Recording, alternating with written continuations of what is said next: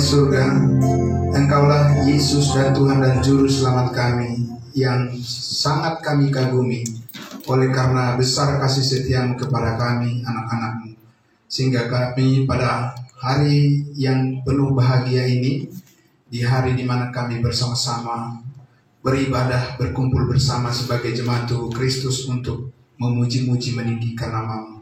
Terlebih Tuhan, kami ingin bersama-sama merenungkan, dengar-dengaran, membaca, melihat, dan memikirkan, menikmati akan firman kebenaran-Mu ya Tuhan.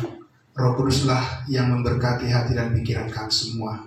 Di dalam nama Tuhan Yesus kami berdoa dan bersyukur. Haleluya. Amin. Amin. Cuma saya persilakan duduk kembali. Ya, puji Tuhan. Salam kudus buat kita semuanya. Ya, shalom Bapak Ibu. Shalom. Ya, tadi saya belum menyapa Inang yang datang dari kampungnya, Opung Samuel Boru tapi ya. Terima kasih Inang, Mulyate. Ya, kita bersama-sama memuji Tuhan di tempat ini. Panjang umur, sehat selalu Inang ya. Puji Tuhan. Ya, baik. Saudara-saudaraku yang dikasihi Tuhan Yesus, mari ya kita membuka Alkitab kita, firman Tuhan ya di hari Minggu yang penuh bahagia ini.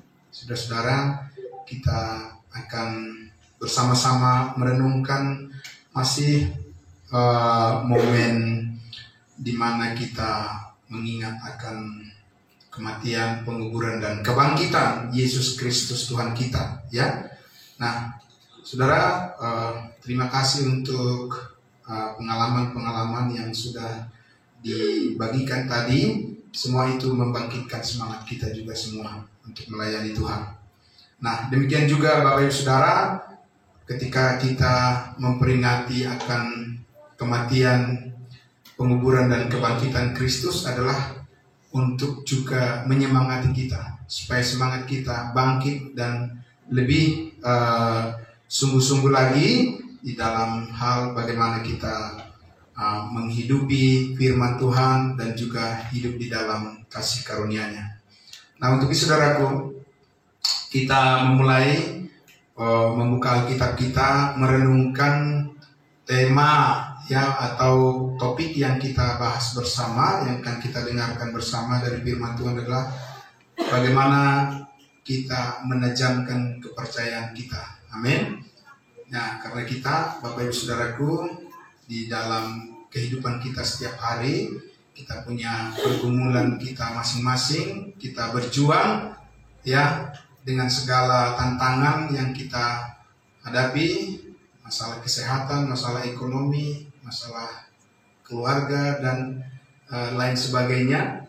Tapi kita perlu menajamkan kepercayaan kita kepada Tuhan Yesus supaya berfungsi lebih baik lagi dalam mengerjakan semua pekerjaan yang Tuhan percayakan kepada kita. Amin, puji Tuhan.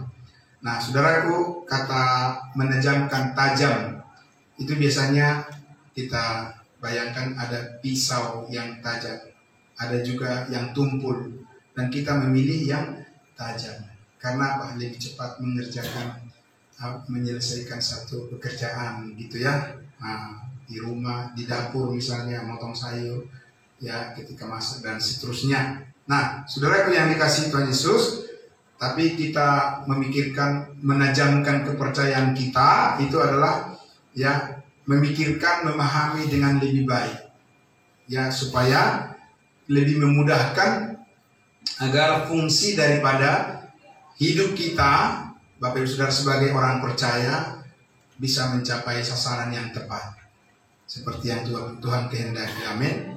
Dan akhirnya adalah kalau kita sudah menyelesaikan dengan baik segala tugas-tugas kita, yang ada adalah sukacita, damai sejahtera ya kan. Kalau pekerjaan kita itu tertunda-tunda, Bapak Ibu Saudara, ya kan, bertumpuk-tumpuk, ya kita juga kadang bisa jadi, jadi cemas ya, kapan selesainya ini, kan begitu ya Bapak Ibu Saudara. Ini lagi, yang itu lagi.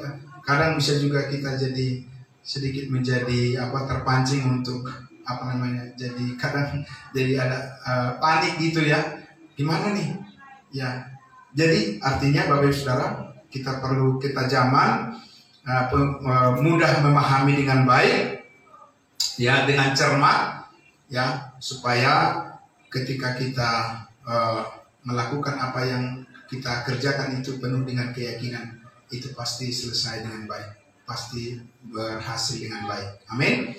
Nah, saudaraku, karena itulah maka kita akan mencoba untuk melihat dari firman Tuhan, bagaimana kita memahami dengan benar dampak daripada pengertian kita tentang fakta, ya, kebangkitan daripada Yesus Kristus. Itu adalah puncak daripada kekuatan kita. Di sana ada kuasa. Amin. Kita membutuhkan kuasa, kekuatan yang lebih besar di saat kita menghadapi banyak beban, Bapak Ibu Saudara. Amin. Karena kita kan sudah tahu dengan kekuatan diri kita sendiri, kita tidak mungkin bisa melakukan semuanya.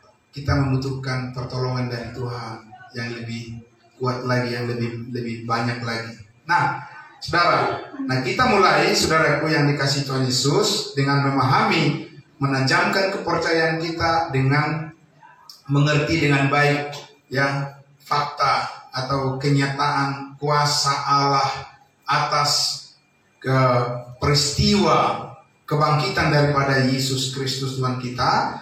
Nah, itu akan membuat kita semakin yakin di dalam melakukan apa yang baik, ya, yang kita kerjakan setiap hari. Nah, saudara, kita akan mulai dulu melihat dari Roma pasal 10 ayatnya yang ke-10. Ya, betul sekali, ya. Nah, saudara, kita lihat di situ di Roma 10 ayat 10, kita bisa langsung fokus, kita bisa lihat Alkitab kita, bisa juga kita lihat di layar. Dikatakan di situ apa?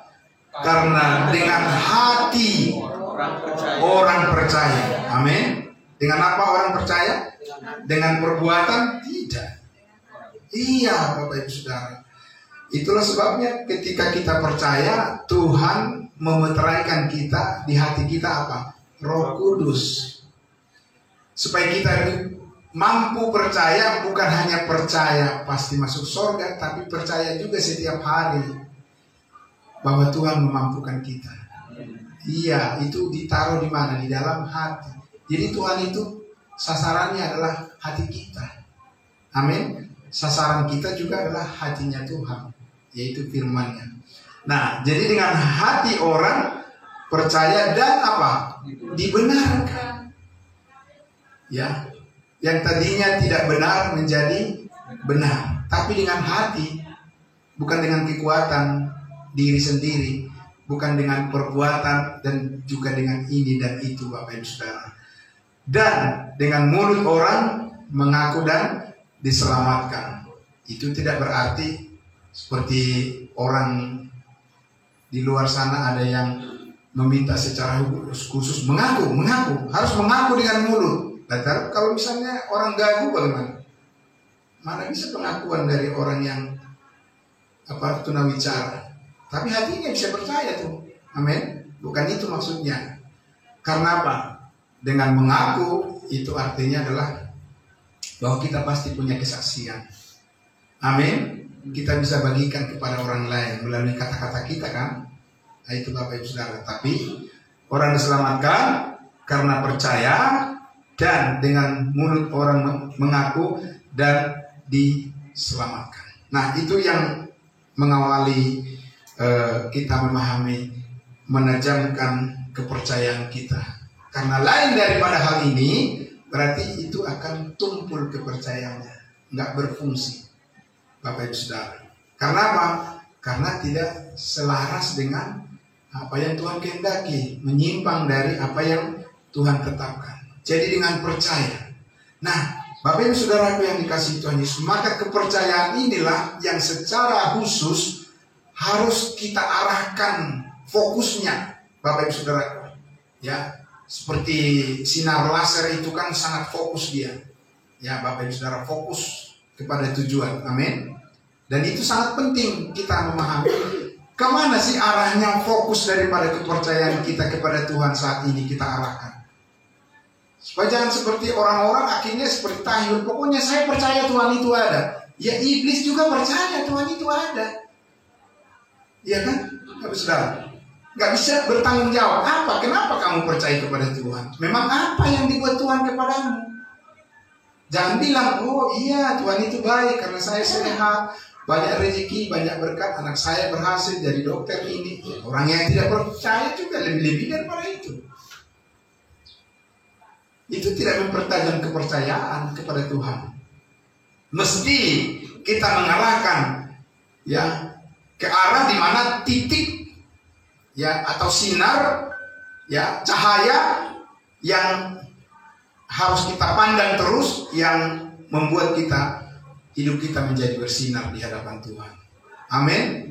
Iya, Bapak Ibu Saudara, sinar wajahnya di mana ditaruh? Ya kan? Kalau dulu orang Israel itu keluar dari tanah Mesir, ada tuh di malam hari apa? Ada api yang berjalan di depan mereka. Kemana api itu berjalan? Ke situ mereka, yaitu Roh Kudus. Kalau di siang hari ada apa? Tiang awan. Mereka lihat tiang awan, kemana arahnya? Semacam GPS. Ya, katakan GPS ya Bapak Ibu Saudara. Kita buka Google Map kayak gitu ya. Jadi bisa diarahkan sampai ke tujuan. Nah, saudaraku, jadi kita harus memahami bahwa dengan baik bahwa kebangkitan Yesus Kristus Tuhan kita, ya saat ini disitulah Tuhan menaruh sinar kemuliaannya, wajahnya ada di situ. Amin. Ya, situ Bapak Ibu Saudara. Mari kita lihat dulu, ya, bahwa dulu pun, ya, di masa perjanjian lama orang-orang sudah percaya tentang kebangkitan, tapi mereka tidak tahu kebangkitan itu akan seperti apa wujudnya, karena mereka belum tahu tentang Yesus Kristus. Tapi percaya mereka tentang kebangkitan. Kalau misalnya dijelaskan, kalau misalnya minta penjelasan, kita tanya Bapak Abraham, dia percaya kebangkitan enggak? Coba kita lihat Bapak Ibu Saudara di Kejadian 22. Mari ya, kita lihat di Kejadian 22. Ya, kita akan lebih cepat untuk menampilkan ayat firman Tuhan, dan kita dapat membacanya langsung dari ayatnya yang Kejadian 22 dari ayatnya yang ke-6. Nah, Kejadian 22 ini, Bapak Ibu Saudaraku, Kejadian 22 ini menjelaskan tentang bagaimana Abraham ketika diuji imannya oleh Tuhan. Ujiannya bukan ringan, jauh melebihi daripada ujian iman yang kita alami saat ini. Bagaimana jauhnya? Cuma satu anaknya yang ditunggu 25 tahun. Jadi tadi Bapak Ibu Saudara, kalau Abraham menunggu anaknya berapa lama? 25 tahun. Nah, ini baru 2 tahun, percayalah ya, Tuhan itu pasti mengaruniakan apa yang kita doakan, dan Dia menghendaki supaya orang percaya berketurunan, amin, beranak cucu. Karena itu adalah anak cucu kebenaran. Nah, tapi Abraham itu Bapak Saudara, 25 tahun dia menunggu untuk lahir anaknya Ishak itu. Tapi sesudah anaknya itu berumur masih remaja Bapak Ibu Saudara, tapi Tuhan bilang suruh apa? Suruh sembelih itu anak, persembahkan kepada Tuhan. Nah, pasti bingung nggak? Ya bingung lah. Tuhan bilang kamu akan banyak keturunanmu seperti pasir di tepi laut dan seperti bintang-bintang di langit banyaknya. Ya, sebelum lahir anaknya Ishak itu, Abraham lihat ke atas, banyak banget ya, banyak juga bintangnya. Seperti itu keturunan saya nanti. Tapi dia udah tua, Bapak Ibu Saudara. Nggak masuk akal nggak? Masuk akal manusia nggak? Nggak masuk akal manusia. Tapi pasti terjadi nggak? Pasti karena iman, karena percaya. Nah, Saudaraku, itu cerita ini, maka kita lihat di ayat 6-nya, dikatakan apa? Lalu Abraham mengambil kayu untuk korban bakaran itu dan memikulkannya ke atas bahu Ishak anaknya, sedang di tangannya dibawanya api dan pisau.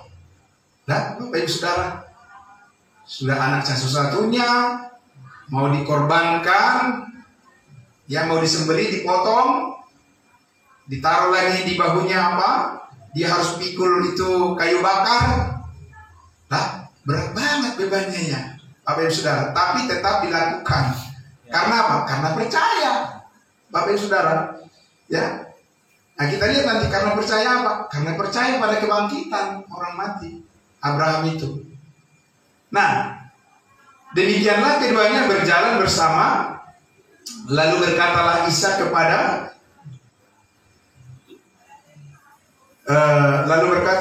kepada Abraham, ayah, Bapa, sahut Abraham, ya anakku. Bertanyalah ia, di sini sudah ada api dan kayu, tetapi di manakah anak domba untuk korban bakaran itu? Ya, karena Ishak itu sudah belajar bahwa domba yang dikorbankan, darah yang tertumpah itulah yang biasa mereka lakukan untuk berkenan kepada Tuhan. Nah, tapi dia tidak tahu bahwa dia sendirilah yang mau disembelih, yang mau dikorbankan, yang mau dipotong, Bapak Ibu Saudara. Jadi dia tanya, mana? Nggak ada gitu, nggak ada di pandangan mereka, tapi di pandangan Tuhan ada, Bapak Ibu Saudara. Dan Abraham yang tahu hal itu, karena Ishak masih belajar untuk menjadi kuat percayanya. Nah, saudara, kemudian dikatakan apa? Sahut Abraham, ya anakku. Sahut Abraham, Allah yang akan menyediakan anak domba untuk korban bakaran baginya, anakku. Demikianlah keduanya berjalan bersama-sama. Siapa yang menyediakan? Allah yang menyediakan. Karena hanya yang disediakan oleh Tuhan itu yang berkenan baginya. Yang disediakan oleh manusia itu bercacat.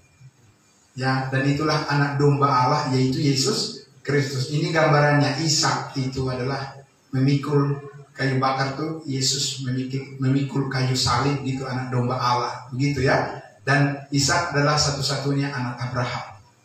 Nah, sampai mereka dikatakan di mana? Ya, saudaraku, ayat berapa sekarang? Ayatnya yang ke-9.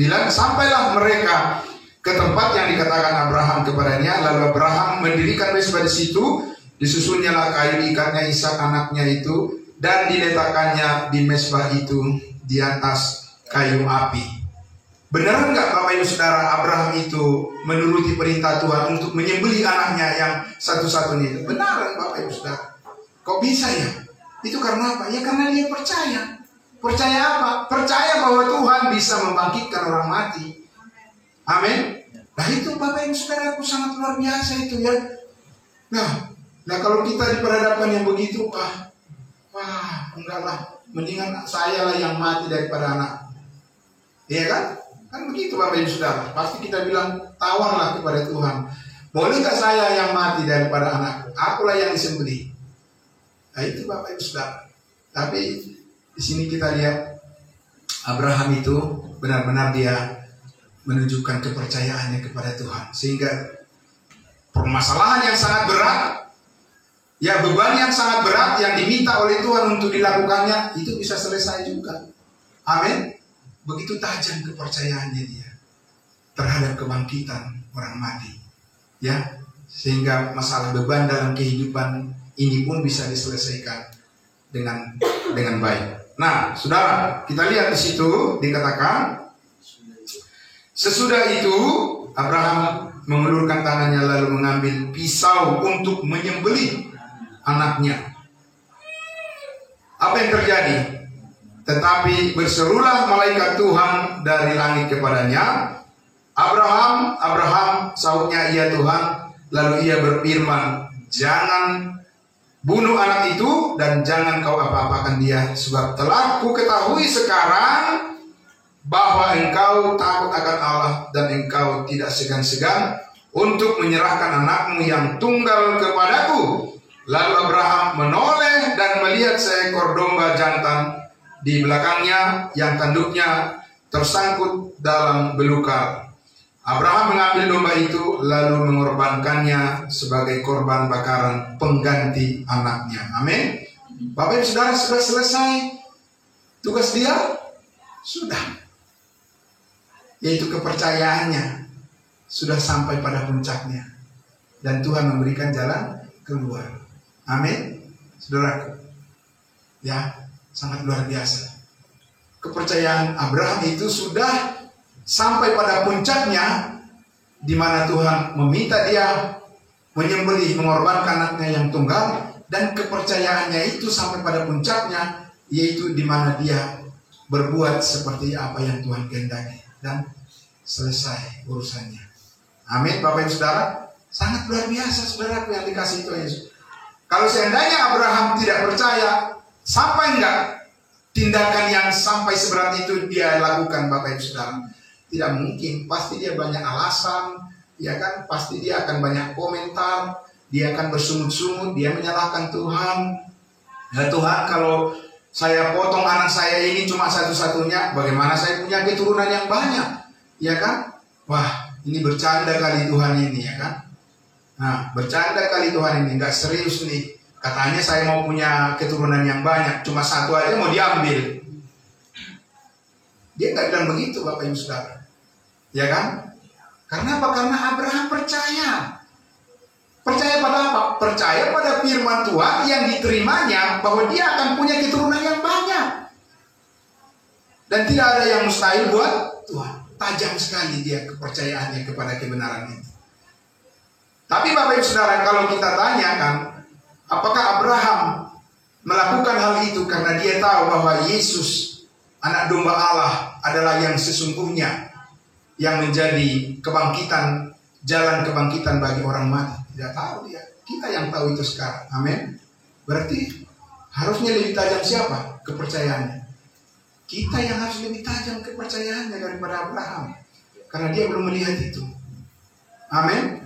Dia tidak mempunyai penuntun firman Tuhan seperti yang kita punya ini, Bapak Ibu Saudara. Ya, seperti yang kita miliki ini. Nah, jadi saudaraku, kalau dibilang kita sekarang adalah orang yang paling terberkati dalam hidup ini, Bapak Ibu Saudaraku, ya, amin. Tapi itu kita perlu belajar untuk memahami itu. Nah, saudaraku, sekarang kita lihat Bapak Ibu Saudara, di dalam Roma pasalnya yang keempat. Nah, itu kita perjanjian lama, kita lihat kita perjanjian baru.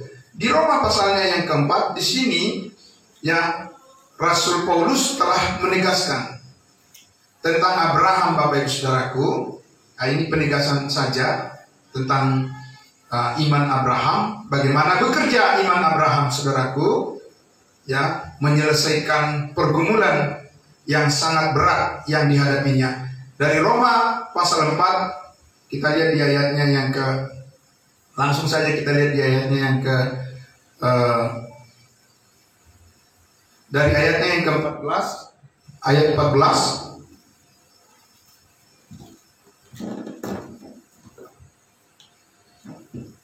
Ayat 14.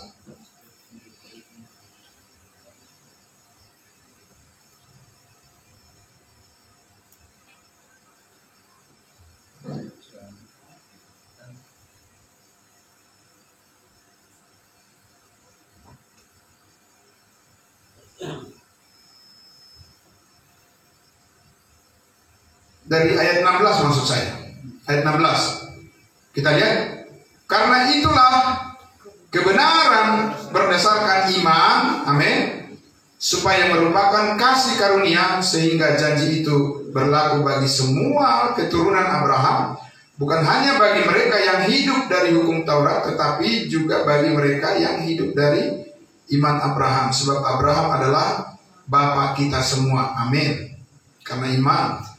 Ayat 17, seperti ada tertulis, engkau telah kutetapkan menjadi bapa banyak bangsa di hadapan Allah yang kepadanya ia percaya, yaitu Allah yang menghidupkan orang mati. Amin. Jadi itu inti daripada iman Abraham yang besar itu. Jadi bukan karena dia mempunyai iman yang besar, oh dia hebat ya, oh imannya sangat luar biasa, besar sekali imannya ya. Nah, ada imannya yang besar, kuasa Tuhan yang besar. Amin Bapak Ibu Saudara. Iya, tapi bergantung kepada apa iman itu sehingga menjadi besar manfaatnya.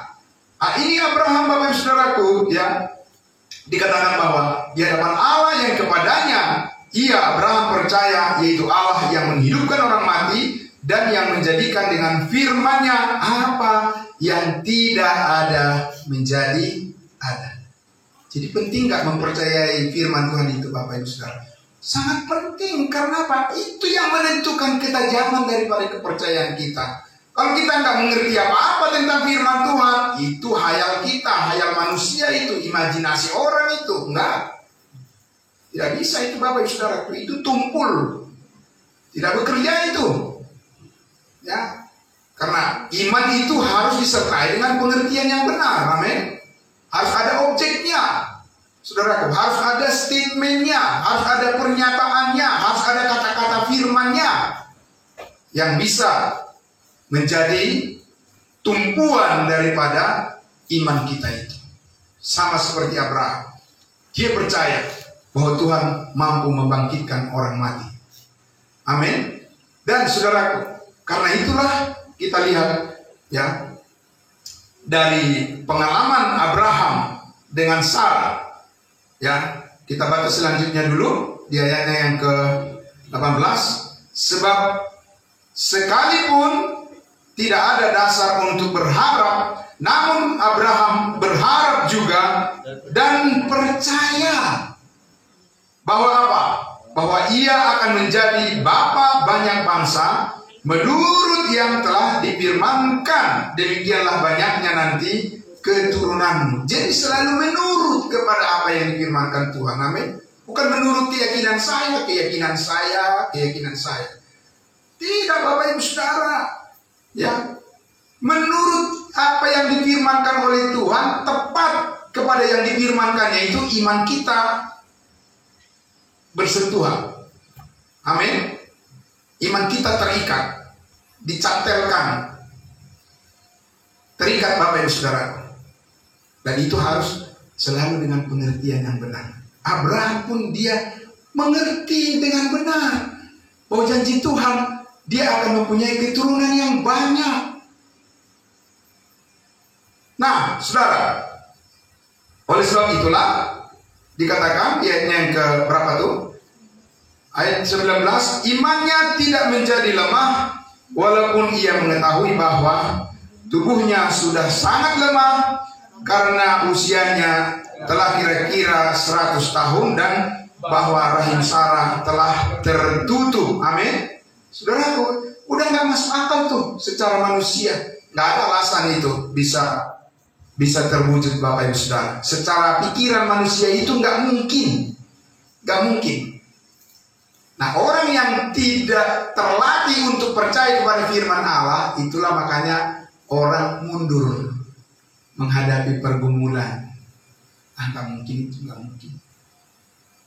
mungkin itu.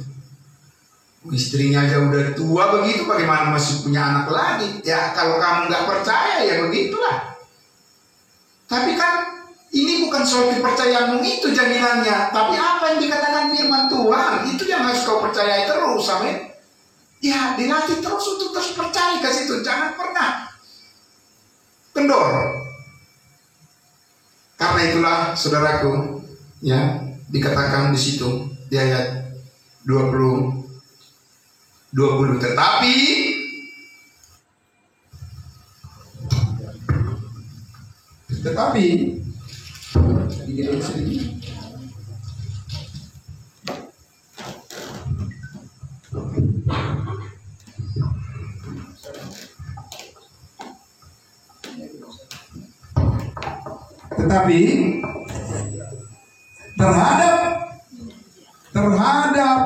tetapi terhadap janji Allah ia tidak bimbang karena ketidakpercayaan, malah ia diperkuat dalam imannya dan ia memuliakan Allah.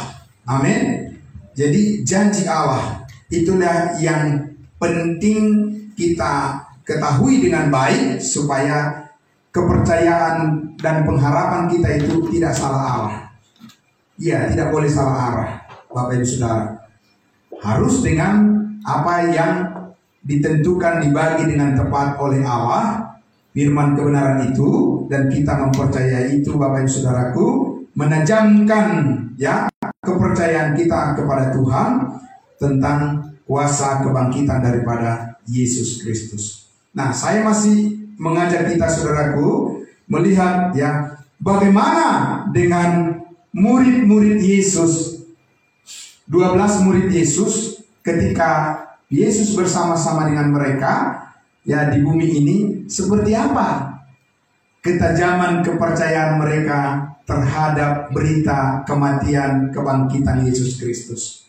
Ya, mari kita lihat dulu, saudaraku, di Matius pasal 9.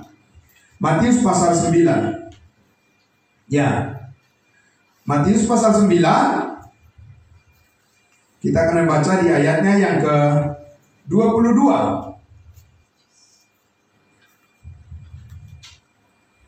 Matius pasal 9 ayatnya yang ke-22. Ya. Dikatakan di situ, saudaraku. Ya. Maaf, Lukas pasal 9 maksud saya. Maaf ya. Ya, salah melihat catatan saya. Lukas pasal 9 ayatnya yang ke-22. Oke, sudah? Nah,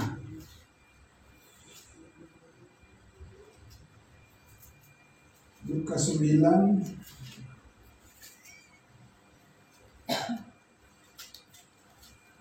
ayatnya yang ke-22. Dan Yesus berkata, Anak manusia harus menanggung banyak penderitaan dan ditolak oleh tua-tua, imam-imam, kepala dan ahli-ahli Taurat. Lalu apa? Lalu dibunuh dan dibangkitkan pada hari yang ketiga. Jadi Yesus sudah memberitahu kepada murid-muridnya, mengajarkan pada mereka tentang kematian, penguburan dan kebangkitannya pada hari yang ketiga. Karena itu adalah puncak daripada kuasa Allah yang menajamkan iman mereka. Tapi pertanyaannya, saudaraku, mereka percaya atau tidak? Nah, itu saudara. Supaya nanti saudara bisa melihat keberuntungan kita yang sangat besar saat ini, mempercayai kematian dan kebangkitan Yesus Kristus sebagai pusat daripada kuasa yang membangkitkan iman kita, saudara. Kita lihat, saudaraku, ya, di Matius pasal 16. Baru kita maju ke Matius pasalnya yang ke-16.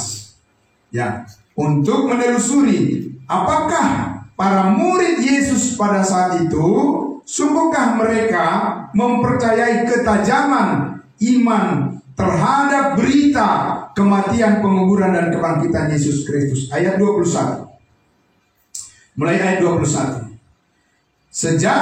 Sudah ada di layarnya. Sejak waktu itu Yesus mulai menyatakan kepada murid-muridnya bahwa ia harus pergi ke Yerusalem dan menanggung banyak penderitaan dari pihak tua-tua, imam-imam, kepala dan ahli-ahli Taurat, lalu dibunuh dan dibangkitkan pada hari yang ketiga. Itu sudah diajarkan oleh Yesus, Bapak Ibu Saudaraku, kepada murid-muridnya Petrus, Yohanes, Yakobus dan sebagainya. Ya, tetapi apa respon daripada Petrus? Haleluya, puji Tuhan. Yesus telah memberitakan kematian dan kebangkitannya pada hari yang ketiga. Begitu responnya? Tidak begitu, Bapak Ibu Saudara. Dan mana kita tahu? Ayat 22. Tetapi Petrus menarik Yesus ke samping dan menegur dia. Katanya, Tuhan, kiranya Allah menjauhkan hal itu.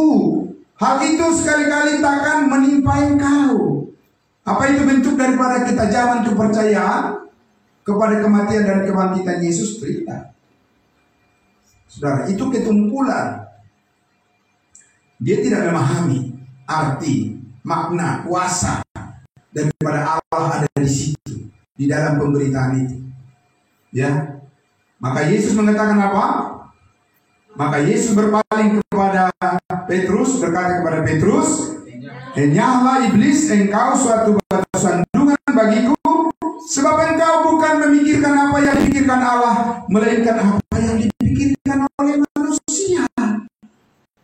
Tumpul kepercayaannya, karena dia tidak masuk dan dia tidak menerima, tidak mempercayai hal yang paling penting untuk dipercayai oleh manusia dari segala apapun fenomena atau peristiwa sejarah dalam kehidupan manusia di dunia ini adalah tidak ada yang lebih daripada hal ini. Amin, saudara.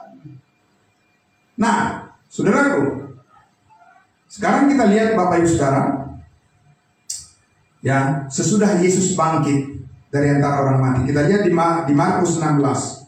Markus pasal 16, kita lihat dari ayat 9. Saudara, ya. Markus pasalnya yang ke-16, kita baca dari ayatnya yang ke-9. Markus pasalnya yang ke-16, kita baca dari ayat 9. Setelah Yesus bangkit pagi-pagi pada hari pertama minggu itu. Hari apa? Bapak Ibu Saudara, Yesus bangkit pada hari Minggu. Ya, kalau lihat tanggalan itu kan Minggu, Senin, Selasa, Rabu, Kamis, Jumat, Sabtu, Minggu. Pada hari ke-7, hari Sabat, hari Sabtu. Jadi Yesus bangkit pada hari pertama, hari Minggu itu. Ia mula-mula menampakkan dirinya kepada Maria Magdalena daripadanya Yesus pernah mengusir 7 setan. Maksudnya pernah Yesus menyembuhkan dia. 10. Lalu perempuan itu pergi memberitahukannya kepada siapa? Kepada mereka yang selalu mengiringi Yesus dan yang pada waktu itu sedang berkabung dan menangis. Banyak orang percaya mengikuti Yesus, ya, waktu itu, saudaraku, bersama-sama dengan dia, satu hati, satu pikiran, satu pelayanan, ya. Waktu itu, waktu dia masa hidupnya. Tapi sesudah Yesus bangkit dari antara orang mati, bagaimana respon orang-orang itu, Bapak Ibu Saudara? Kita lihat di ayatnya yang ke-11. Tetapi ketika mereka mendengar bahwa Yesus hidup dan telah dilihat olehnya, mereka percaya? Mereka tidak percaya. Saudara, aneh bin ajaib Bapak Ibu Saudara. Kenapa mereka bisa diselamatkan sementara mereka tidak percaya kepada berita kematian dan kebangkitan daripada Yesus Kristus, saudara? Saya bertanya pada saudara, saya berikan tantangan. Kenapa orang-orang ketika di masa hidup Yesus dia memberitakan kematian, kebangkitannya, tidak percaya, tapi mereka adalah orang-orang yang diselamatkan? Kenapa bisa ditulis seperti itu, saudara? Sedangkan sekarang ini orang yang tidak percaya kepada kematian dan kebangkitan Yesus Kristus tidak mungkin diselamatkan. Ada yang beda kah? Ada yang berbeda, saudara? Ada? Ya ada, Bapak Ibu Saudara. Kalau nggak ada yang berbeda, saudara tidak bisa membedakan berarti. Ada yang berbeda, karena apa? Karena orang-orang yang mengikuti Yesus pada saat itu adalah orang-orang Israel. Sebab kepada mereka, saudaraku, dijanjikan oleh Tuhan bahwa Mesias itulah yang harus mereka percayai, Raja mereka, saudaraku. Jadi tidak secara khusus kepada kematian dan kebangkitannya yang menjadi faktor yang membuat mereka diselamatkan, saudaraku, adalah karena mereka percaya kepada Yesus adalah Mesias. Namun tentu saja, ya, pengharapan mereka itu akan diselesaikan Yesus di atas kayu salib. Jadi tidak dimulai dari apa yang sudah selesai, kepercayaan mereka kepada Allah. Sedangkan kita dimulai dari apa yang sudah selesai. Amin. Beda, saudara? Berbeda, saudaraku. Ya, jadi maksudnya harus supaya kita memahami, ya, bahwa dasar permulaan awal daripada kepercayaan kita kepada Allah itu adalah benar-benar dasar yang teguh, dasar yang kuat, dasar yang sempurna, saudara. Nah, sehingga, saudara, kita lihat tadi dikatakan, ya, sudah sampai ayatnya yang ke-11. Nah, saudara yang dikasih Tuhan Yesus, di ayatnya yang ke-12 dikatakan, sesudah itu Yesus juga menampakkan diri dalam rupa yang lain kepada dua orang dari mereka ketika keduanya dalam perjalanan keluar kota. Ya, pengikut Yesus juga ini, orang ini, yang dua orang ini. Lalu kembalilah mereka dan memberitahukannya kepada teman-temannya yang lain. Tetapi kepada mereka pun teman-temannya itu tidak apa? Tidak percaya. Tidak percaya apa Bapak Ibu Saudara? Tidak percaya kepada kebangkitan Yesus Kristus. Padahal mereka adalah pengikut Yesus.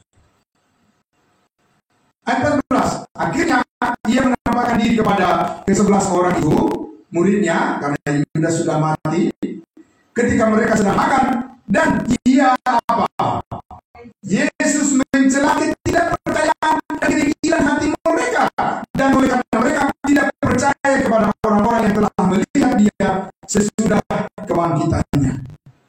Saudara yang dikasihi Tuhan Yesus, ya, kepada saudara dan saya saat ini, kita menerima bersih. Amin. Tidak ada hambatan dan tidak ada tantangan, tidak ada keraguan bagi kita untuk mempercayai tentang kematian dan kebangkitan Yesus Kristus yang sudah menebus segala dosa kita. Amin. Di situ ketajaman daripada iman seseorang saat ini, ya, ketika memahami arti daripada kematian, penguburan dan kebangkitan daripada Yesus Kristus, ya, yang sudah dengan kuasanya telah menebus hidup kita dari kesia-siaan dan menebus segala kesalahan kita dan memberikan kita sekarang kehidupan yang kekal bersama-sama dengan Kristus. Amin. Jadi clear Bapak Ibu Saudara. Amin. Tidak ada halangan yang lain Bapak Ibu Saudara untuk memahami dengan benar ketajaman kepercayaan kita saat ini adalah karena kita menerima fokus daripada kepercayaan kita kepada Allah adalah apa yang dilakukan oleh Kristus untuk kita, saudara. Nah, untuk itulah saudara yang dikasihi Tuhan Yesus, saya masih mau sedikit bersabar untuk lebih menajamkan sekali lagi Bapak Ibu Saudara, ya, pemahaman kita terhadap perbedaan, ya, antara yang dulu ketika orang-orang percaya belum memahami makna seutuhnya daripada kebangkitan Yesus Kristus itu untuk apa dan bagaimana kita meresponinya. Saudara, mari kita lihat dulu saudara di dalam Kisah Para Rasul 2, ya, Kisah Para Rasul 2. Saya mengajak kita untuk melihat di ayat yang ke-38. Di sinilah Petrus pada hari Pentakosta, saudara-saudaraku, ya, ini sesudah Yesus mati dan sudah naik ke surga. Kemudian Petrus ingin menyampaikan apa arti daripada kematian dan kebangkitan Yesus Kristus. Begini pengertiannya. Seperti pengertiannya, pengertian Petrus sekarang. Ayatnya yang kita lihat di ayatnya yang ke-36. Jadi seluruh siapa? Kaum Israel. Ingat Bapak Ibu Saudara, kaum Israel memahami tentang makna kematian dan kebangkitan Yesus Kristus seperti ini. Seperti ini. Ya, jadi dengarkan baik-baik saudara. Ya, biar saudara dan saya kita semua memahami dengan baik. Ya, dikatakan jadi seluruh kaum Israel harus tahu dengan pasti bahwa Allah telah membuat Yesus yang kamu salibkan itu menjadi Tuhan dan Kristus. Ketika mereka mendengarkan hal itu, hati mereka sangat terharu. Lalu mereka bertanya kepada Petrus dan rasul-rasul yang lain, apakah yang harus kami perbuat saudara-saudara? Saudaraku, ini mereka bertanya dengan rasa keyakinan atau rasa ketakutan. Mereka ini, orang Israel ini bertanya kepada Petrus jalan keluar karena ketakutan atau keyakinan. Saudara tahu maknanya salib buat bangsa Israel? Salib bagi bangsa Israel itu adalah hukuman, saudaraku, tapi keselamatan bagi kita. Nah, mereka ini bertanya kepada Petrus, saudaraku, ya, adalah di dalam keadaan di mana mereka takut, saudara. Ya. Nah, di dalam ketakutan mereka bertanya apa yang harus mereka lakukan. Lalu Petrus menjawab di ayat 38. Jawab Petrus kepada mereka, bertobatlah dan hendaklah kamu masing-masing memberi dirimu dibaptis dalam nama Yesus Kristus untuk apa? Untuk pengampunan dosamu, maka kamu akan menerima karunia Roh Kudus. Apakah saudara memahami arti makna daripada kematian dan kebangkitan Yesus seperti itu? Seperti perkataan ini yang dilakukan, saudaraku. Amin. Nah, kalau tidak menjawab berarti ada pengetahuan yang baru yang saudara dapat tapi belum bisa menjelaskan kepada orang lain. Itu dugaan saya. Nah, sekarang saya bantu saudara untuk bisa menjelaskan kepada orang lain keyakinan saudara dan saya supaya berfungsi. Jangan tumpul, harus menjadi apa? Tajam, iya. Kalau tidak tajam pengertian kita tentang kebenaran firman Tuhan, bagaimana kita bisa membantu orang yang sudah diselimuti oleh keraguan di tengah-tengah dunia ini? Amin, saudara. Karena saudara harus berkesaksian, berfungsi. Ada orang yang diselamatkan melalui kesaksian saudara. Jadi tidak hanya diri kita aja. Kalau hanya diri kita aja, Bapak Ibu Saudara, belum tajam namanya itu. Itu masih tumpul itu. Tapi percayalah, saudara, kita akan ditajamkan oleh firman Tuhan kalau kita memahami dengan baik. Amin. Bagaimana memahami dengan baik? Jawab Petrus kepada mereka. Siapa mereka? Orang Israel. Begini mereka memahami. Bertobatlah dan hendaklah kamu masing-masing memberi dirimu dibaptis dalam nama Kristus Yesus untuk pengampunan dosa. Harus ada yang dilakukan supaya mendapatkan pengampunan dosa. Memang apakah itu yang saudara pahami makna daripada kebangkitan Yesus Kristus saat ini untuk pengampunan dosa? Tidak. Berbeda, saudara. Ya. Bukan karena apa yang kita lakukan, bukan karena kita berdoa, kita minta ampun kepada Tuhan lalu dosa kita diampuni. Lah, Bapak Ibu Saudara, kalau lupa minta ampun bagaimana? Masuk neraka. Bukan seperti itu memahami kita zaman tentang makna daripada kebangkitan Yesus saat ini, Bapak Ibu Saudara. Tetapi kepada orang Israel seperti itu yang Tuhan katakan kepada mereka melalui Rasul Petrus, saudaraku, bahwa mereka tidak serta-merta mempercayai bahwa darah Kristus adalah pengampunan dosa mereka secara tuntas sekali untuk selama-lamanya. Tidak. Mereka tetap disertai oleh rasa bersalah, rasa berdosa. Maka mereka harus selalu mengaku dosa-dosa mereka. Dan kalau itu sudah mereka lakukan, maka kamu akan saudara memahami kematian Yesus Kristus, kebangkitannya saat ini adalah bahwa ketika kita percaya, bukan akan dikaruniakan Roh Kudus, tapi ketika percaya kita telah dimeteraikan dengan Roh Kudus. Selagi belum sampai kepada pemahaman itu, bagaimanapun pelayanan itu atau apapun yang dilakukan oleh orang-orang itu masih ngambang, Bapak Ibu Saudara. Karena itu belum sampai kepada puncak daripada kebenaran yang saat ini di dalam kasih karunia Allah dinyatakan sebagai rahasia yang dulu tersembunyi dan sekarang dibukakan menjadi ketajaman mata penglihatan iman daripada orang percaya saat ini. Amin. Amin. Ya, saudaraku. Nah, itulah sebabnya, saudaraku, ya, kalau kita lihat kenapa Petrus mengatakan hal seperti ini, memaknai kematian dan kebangkitan Yesus Kristus.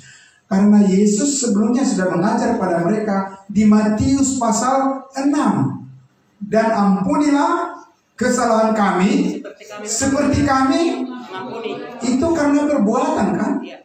Nah, bagaimana memahaminya Bapak Ibu Saudara? Itu karena iman atau karena perbuatan? Ya karena perbuatan mendapatkan pengampunan. Saudaraku,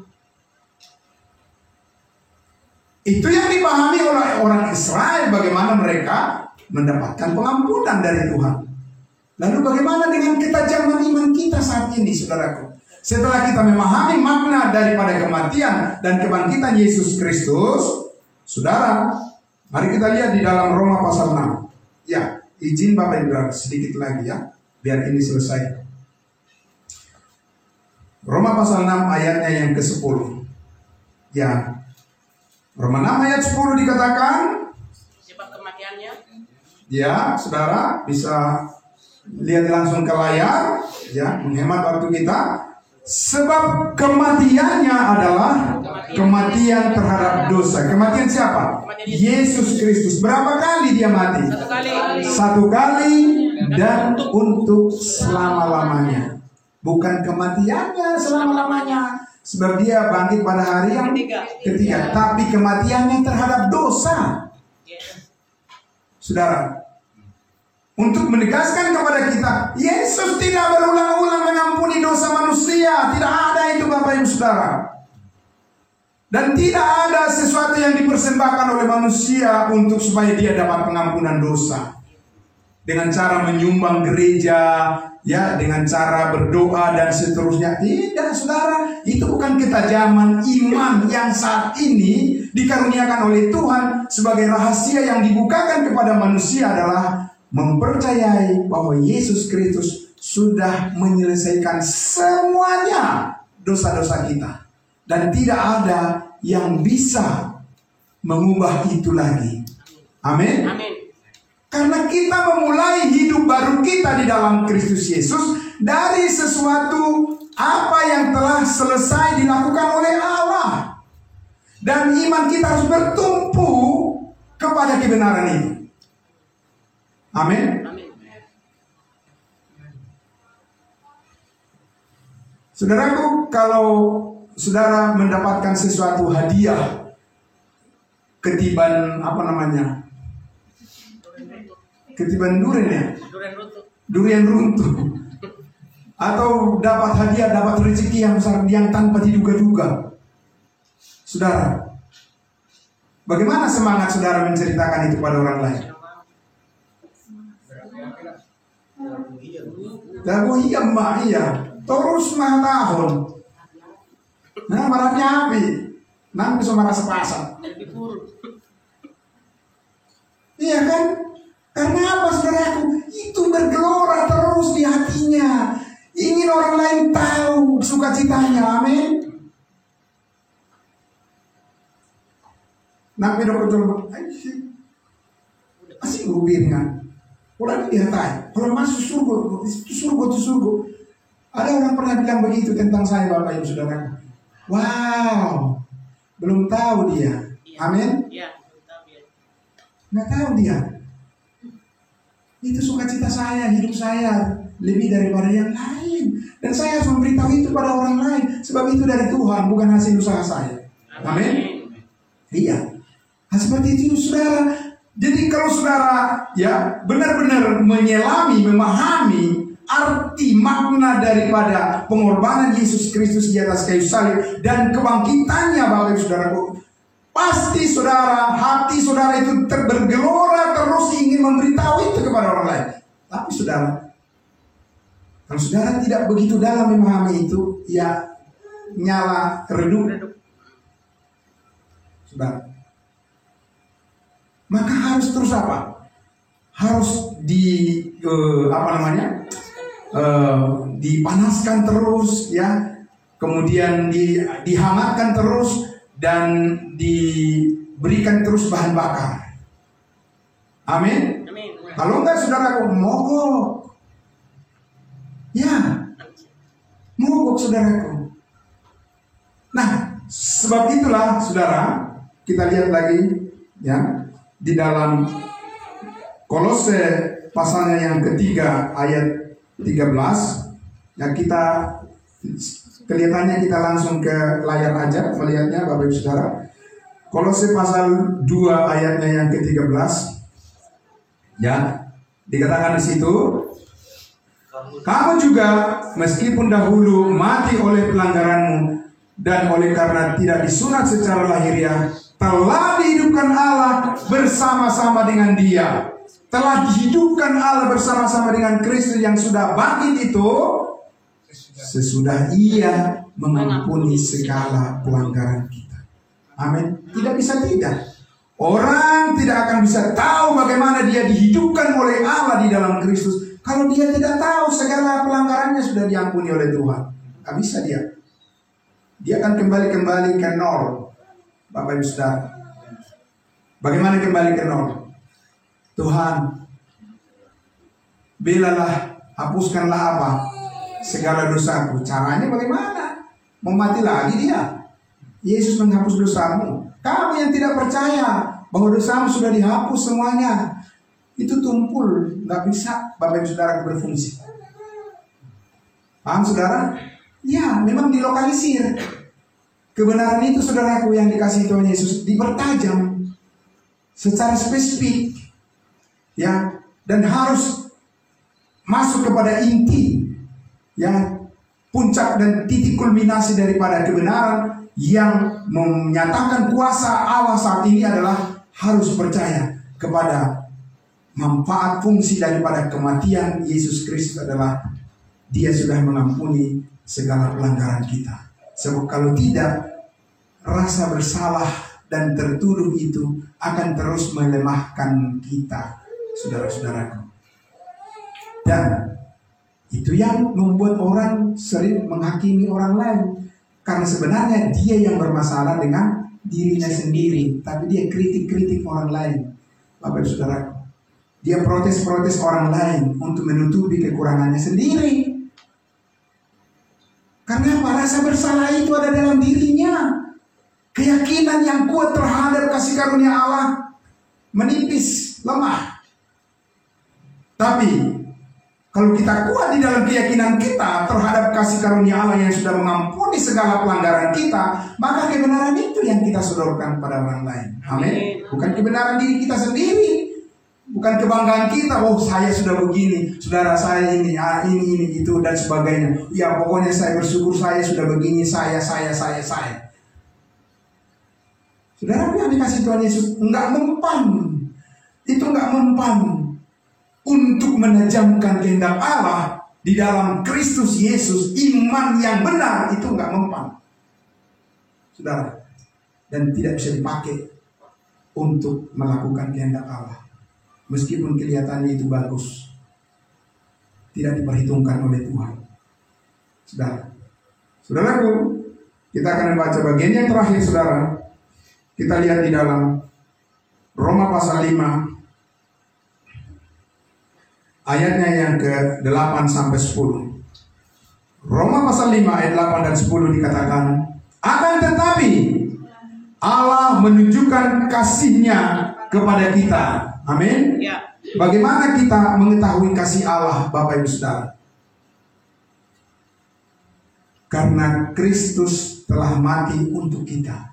Amin. Dia memilih, Allah memilih satu cara yang terbaik dan yang paling istimewa buat saudara dan saya untuk mengetahui bagaimana Allah mengasihi saya, bukan karena kata-kata orang lain. Amin. Ya. Tapi karena Allah menunjukkan kasih-Nya pada saya, sebab Kristus telah mati untuk saya ketika kita masih berdosa. Amin, saudaraku. Amin. Dan lebih-lebih karena kita sekarang telah dibenarkan oleh darahnya, kita pasti diselamatkan, akan diselamatkan dari murka Allah. Bukan mudah-mudahan, semoga ya, semoga diterima di sisinya. Nanti kalau sudah mati orang itu, jadi masa HP amat tahun itu surgoi. Dan kaya porsi aing semua nih ingonduna. Bahasa dia bilang abdok kon ngasah itu surgoi. Dari mana kamu tahu bahwa dia sudah di surga? Dia sendiri aja nggak pernah mengatakan selama hidupnya.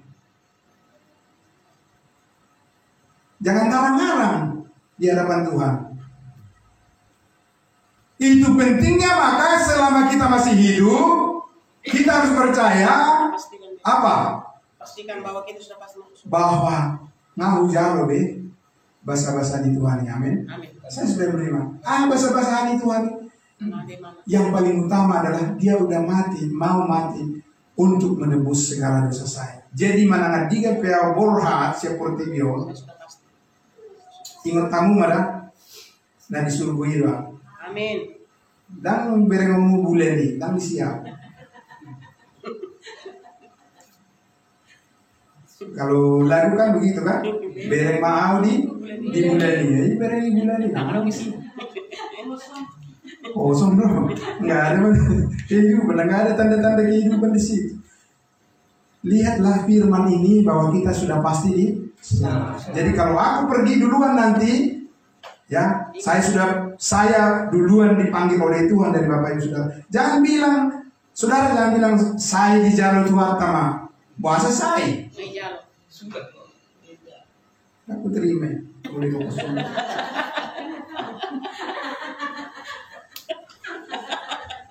Amin, saudara. Amin. Iya. Itulah, saudara, kita zaman daripada iman kepada kematian dan kebangkitan Yesus. Ada kepastian, amin. Bukan mudah-mudahan. Jadi saudaraku yang dikasihi Tuhan Yesus, oleh karena itulah maka, saudara, mengapa kita katakan bahwa Tuhan terima kasihlah untuk semuanya. Bukan karena semua beres, semua anak-anak beres, semua segala macam sudah beres semuanya, tidak ada sakit penyakit, tidak ada keluar. Bukan itu, saudaraku. Kalau hal-hal seperti itu di dunia ini tidak ada satu orang manusia pun yang bebas dari penderitaan. Amin. Tidak ada. Tapi bebas dari keluhan-keluhan yang tidak berkenan kepada Tuhan ada. Yang mengucap syukur senantiasa. Manduk mau lihat di siala saluhut. Amin. Terima kasih teman-teman. Ima taruh setiap hari. Nanti ada orang bilang, menurut ini mana gila dah. Kalau sendok mau lihat harus setiap hari. Dah. Aneh, belum nyampe dia di situ. Amin. Ya haruslah Bapak Ibu Saudara, karena bukan kekuatan kita lagi. Amin. Adapun hidupku ini bukannya aku lagi, melainkan Kristus yang hidup di dalam aku. Bagikan itu kepada semua orang Bapak Ibu Saudara. Amin. Mari kita berdoa. Bapa dalam surga, terima kasih Tuhan. Keyakinan kami, kepercayaan kami yang ditajamkan oleh firman kebenaran-Mu tentang arti dan makna yang luas, yang dalam, yang tinggi, yang panjang, yang lebar daripada kasih Allah melalui pengorbanan Yesus Kristus Tuhan dan Juru Selamat kami yang tidak berkesudahan telah memenuhi hati kami. Oleh karena kebangkitan-Mu kami memperoleh hidup yang kekal dan memperoleh kekuatan yang kekal. Bersama-sama dengan Kristus kami percaya pelayanan ini akan terus ditopang oleh kebaikan. Dan setiap orang yang percaya, yang sungguh-sungguh memberikan dirinya untuk memberitakan kebaikan Tuhan, memberitakan tentang salib-Mu, tentang kebangkitan-Mu, kematian-Mu yang telah menebus segala dosa kami satu kali untuk selama-lamanya, akan menjadi penerang, akan menjadi sinar yang memancarkan wajah daripada Kristus kepada setiap orang yang percaya. Terima kasih Bapa di dalam surga. Itulah tugas kami, itulah panggilan kami, menjadi berkat bagi banyak orang untuk hormat kemuliaan bagi nama Bapa di dalam surga. Dalam nama Tuhan Yesus kami berdoa. Puji Tuhan, haleluya, amin. Amin. Terima kasih Tuhan.